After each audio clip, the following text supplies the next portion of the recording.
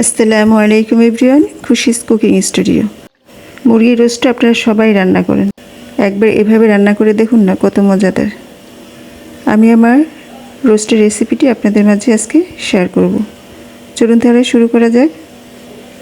আমি এখানে 2টা মুরগির মাংস নিয়েছি।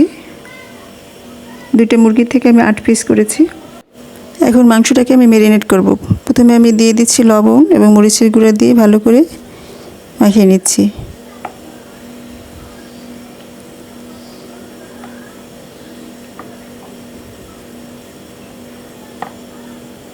আমার মাখানো হয়ে গেলে আমি আধা ঘন্টার জন্য রেস্টে রেখে দেব।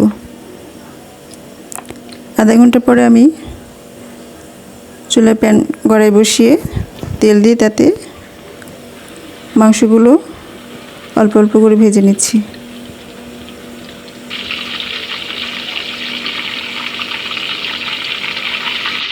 মাংসের এক পাশ ভাজা হয়ে গেলে আমি উল্টিয়ে আরেক পাশ ভেজে নিচ্ছি।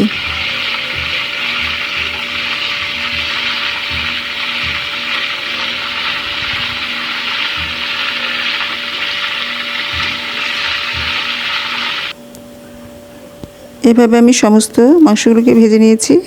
এখন আমি রান্না করব। প্রথমে আমি কড়াইতে দিয়ে দিলাম সরিষার তেল, আপনারা সয়াবিন তেল ইউজ করতে পারেন। দিয়ে দিলাম ব্লেন্ড করা পেঁয়াজ, রসুন বাটা, আদা বাটা। ভালো কষিয়ে নিয়ে আমি দিয়ে দিলাম জিরা গুঁড়া।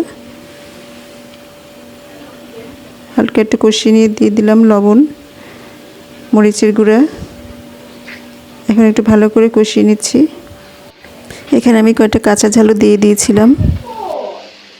কষানো হয়ে গেলে আমি দিয়ে দিচ্ছি বাদাম বাটা, দিয়ে দিলাম গুঁড়া দুধ, পানি দিয়ে গুলিয়ে নিয়েছিলাম।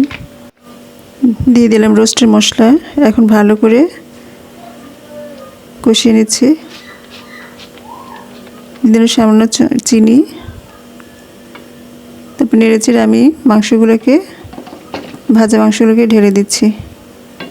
এখন ভালো করে নেড়েচেড়ে আমি রান্না করে নেব।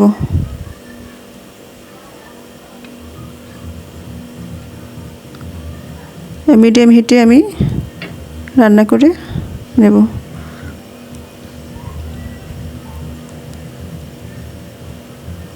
রান্না শেষ। এখন রান্নার শেষে আমি দিয়ে দিচ্ছি বেরেস্তা।